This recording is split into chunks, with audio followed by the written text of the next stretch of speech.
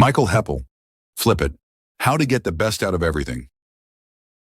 Most people stick with the thinking patterns they've always used, even when they're counterproductive. But it doesn't have to be that way. With the right mental shift, you can improve how you feel, how you act, and what happens next. This approach works across all parts of life, and it doesn't require waiting for the right moment. You start where you are. This mental shift is simple to understand and easy to implement. It means not accepting your first reaction as final, and instead making small changes that create real momentum. You don't need perfect conditions or extra time, just a willingness to notice, adjust, and flip it. In this blink, you'll learn how to ask better questions, build confidence on demand, and improve your energy without relying on motivation. You'll discover how to strengthen your relationships and reframe personal traits you once saw as flaws. It all starts with how you think and what you do next. Start flipping. In 1995, Michael Heppel was alone in Washington, D.C. the night before a conference and decided to catch a film at a neighborhood theater. As the film ended and the room brightened, he looked around and noticed he was the only white person in the audience. He felt calm, but the experience gave him a glimpse into how it feels to be part of a minority. That moment gave him a new perspective on his wife's school years, when she'd been the only black student in a school of 700. It was a powerful example of what can happen when your usual way of seeing things is disrupted. This kind of shift, known as a paradigm shift, is one of the more advanced tools in Flip It thinking. The technique encourages creating those moments deliberately, but it begins with something much simpler: learning how to shift your perspective in everyday situations. One of the quickest ways to flip your thinking is by changing the questions you ask yourself. Why questions tend to dig you into a hole? They stir emotion, feed self-blame, and rarely lead to action. How questions do the opposite? They open up options. Instead of wondering why something keeps happening, asking how you can approach it differently turns your focus to what's within your control. This small change triggers something bigger. It activates parts of your brain that would otherwise sit idle. Your brain thrives on purpose. When you give it a task like solving a problem or finding a better way forward, it engages more fully. Even simple changes in phrasing, like flipping "I don't have time" into "how can I make time," can spark useful action. Doing this regularly builds agility and helps you become more resourceful, especially under pressure. The way you talk to yourself is just as important as the questions you ask. It sets the tone for how you act. Shifting from a negative statement to something more constructive redirects your energy without denying reality. Saying "I could use more energy" leaves the door open for solutions in a way that "I'm tired" doesn't. You'll also move forward faster when you cut out excuses. They often sneak in as a way to dodge discomfort or avoid blame.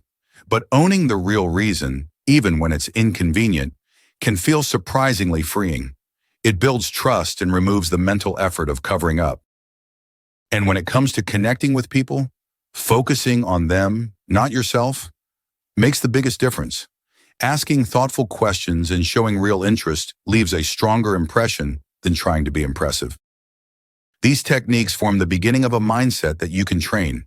You'll start to notice more options, respond with less stress, and create better outcomes, just by flipping how you think. In the next sections, you'll see how you can apply this mindset across 4 essential aspects of your everyday life. Train your mind for confidence and happiness. Have you ever wondered why confidence feels rock solid in one moment and completely missing in the next? You might be sure of yourself at work, but feel uncertain socially, or the other way around. This unevenness is typical for most people. The key is knowing that confidence can be strengthened through practice. Worry is often what kills confidence. It feels like a reaction to real problems, but it usually comes from imagination. Your mind pictures everything going wrong and runs through that scenario again and again. That same mental energy, though, can be used to imagine things going right. Once you recognize that worry is created, not automatic, you can choose how to use your imagination more purposefully. A practical way to train self-belief is by thinking back to a moment when you shifted into a confident state. Maybe you gave a great presentation or had a difficult conversation that went better than expected. What exactly changed in that moment? Was it how you stood, breathed, spoke, or thought? These small shifts are clues. They form your personal confidence recipe, and practicing it helps bring back that same mindset when you need it. Some people give this version of themselves a name, something like Super Me, to make it easier to bring forward under pressure. Another approach starts with behavior. Ask yourself, what would someone confident do here? And take that action. This works especially well if you've already practiced different versions of yourself for different situations, whether it's walking into a meeting or showing up on a date. When you rehearse those responses in calm moments, you're better prepared for the stressful ones. If you catch yourself replaying a mistake, you can cut that loop with a simple phrase.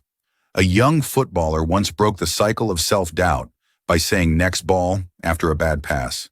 That quick reset helped him move forward. You can use your own version, like next call or next idea, to interrupt rumination and refocus. And just like confidence, happiness can be trained. Instead of waiting for your mood to lift on its own, there's a 3-part shift you can use right away. First, change how your body's moving. Smile, breathe deeply, and stand tall. Second, spot 5 things that are going well in your current situation, no matter how small. Third, take physical action, even something simple. Sitting still makes low moods stick. Moving helps you break that grip. Practiced regularly, this quick 3-step sequence makes it easier to bounce back and take control of your state, even during rough moments. Flip your closest connections for a better life. What if your friends aren't as good for you as you think they are? Not in a dramatic betrayal of trust kind of way, just quietly draining, subtly self-centered, or constantly in need. Most people don't stop to ask how their friendships actually make them feel, which is where a shift in thinking comes in.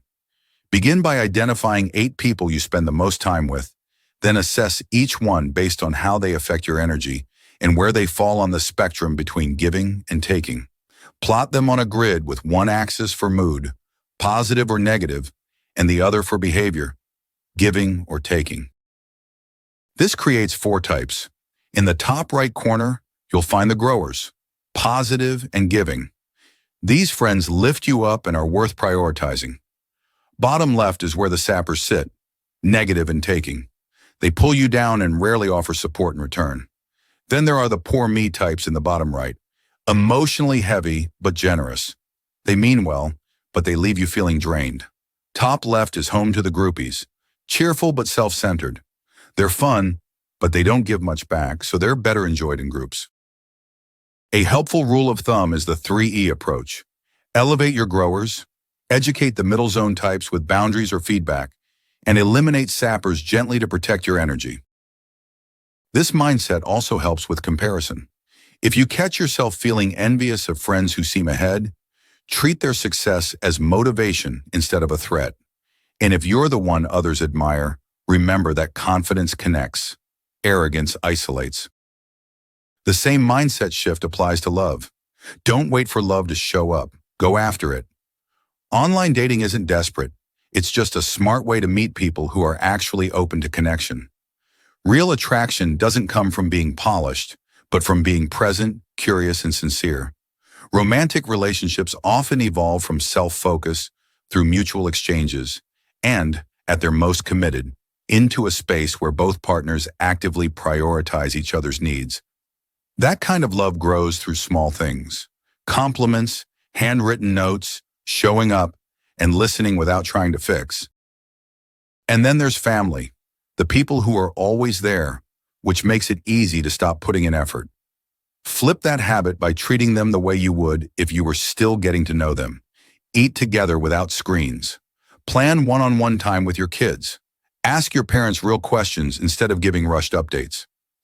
Give thoughtful gifts for no reason. Say I love you even when it feels awkward. And if you're trying to shape behavior, especially with children, praise works better than pressure. When they do something right, even if it's small, say so out loud. That kind of reinforcement sticks more than criticism ever will. Your health starts with the way you think. What if tiredness isn't the problem, but the way you think about it is. Often, the answer sits in your thoughts long before your body has a say. Strong physical health grows from what you notice and how you respond. Start by paying attention to how your body feels, not just what it looks like. Flip your attention inward. When you focus on clarity and care, your daily choices begin to reflect strength instead of stress. You begin to treat movement, food, and thought as parts of the same system. Flip your starting point. True change begins with rest, not movement, but not the kind of rest that comes from distraction. Set aside a few quiet minutes each day to breathe and picture yourself making better choices. That kind of pause gives you mental space to act with more intention. Stretching offers another easy way to reconnect. A few minutes here and there can increase circulation, ease tightness, and improve body awareness. You don't need a gym or a class, even a bedroom floor works. This is especially helpful if you're just starting out or recovering from burnout. Start small. Don't rely on motivation alone. Write down one goal and use something visible to keep it present in your mind. Treat your routine like it matters, because it does. A pair of shoes by the door or a 10-minute window in your calendar can nudge you toward follow-through. If it helps, involve someone who'll check in and keep you accountable. When your energy dips, flip the script. Act first and let the energy catch up. Stand up. Drink water. Change your clothes. 5 minutes of movement is often enough to shift your state. You don't need to feel ready. You just need to begin. Illness responds to mindset too. Pay close attention to what your body's asking for. Rest when you need to. Ease off food if your appetite drops. Avoid overanalyzing every symptom. Instead, picture your body recovering. Imagine your strength returning. Stay involved in the process by asking questions and understanding your care. That sense of control can support the way you feel as you heal. Even common health issues can respond to low-effort changes. Try drinking water before reaching for medication. Adjust your posture when tension builds. These minor shifts can interrupt patterns and help your system reset. Flip your thinking to turn flaws into success. A nearly 7-foot-tall basketball player once walked into a sales job interview with Michael Heppel, looking like he wanted to disappear. Despite his towering height, he slouched, avoided eye contact, and seemed almost apologetic for taking up space. Heppel tried to put him at ease with a joke, but the man couldn't shake his discomfort. He decided his most obvious trait, his height, was a flaw when it could have been the thing that made him unforgettable. That's the power of flipping your thinking.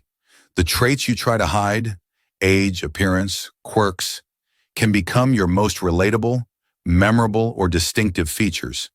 Instead of avoiding them, start using them.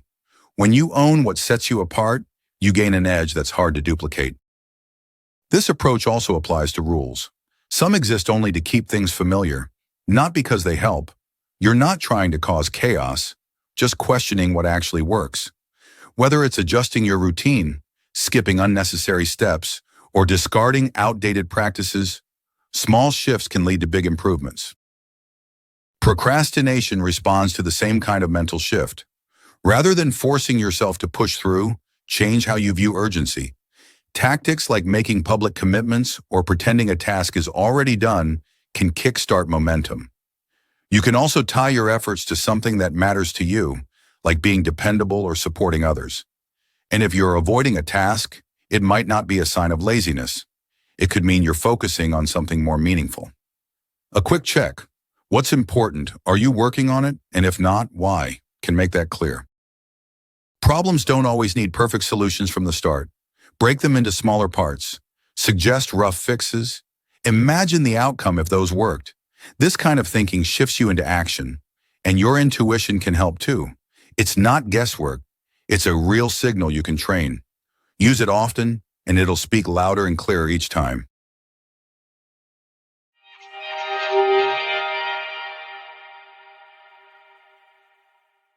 In this Blink to Flip It by Michael Heppel, you've learned that a change in thinking can shift everything else, from your confidence and energy to your relationships and results. Small shifts in language, questions, and attention can create major changes in behavior. Flipping why into how, turning I can't into how could I, or choosing action before motivation are all practical ways to switch your mindset. Confidence isn't fixed. It's something you can train. So is happiness. Both respond to what you focus on, how you move, and the stories you tell yourself. Even tiredness, procrastination, and comparison can be flipped with the right mental tools. The message is simple. When you flip how you think, you take control of how you respond. And that's where real change begins. Okay, that's it for this Blink. We hope you enjoyed it. If you can, please take the time to leave us a rating. We always appreciate your feedback. See you in the next Blink.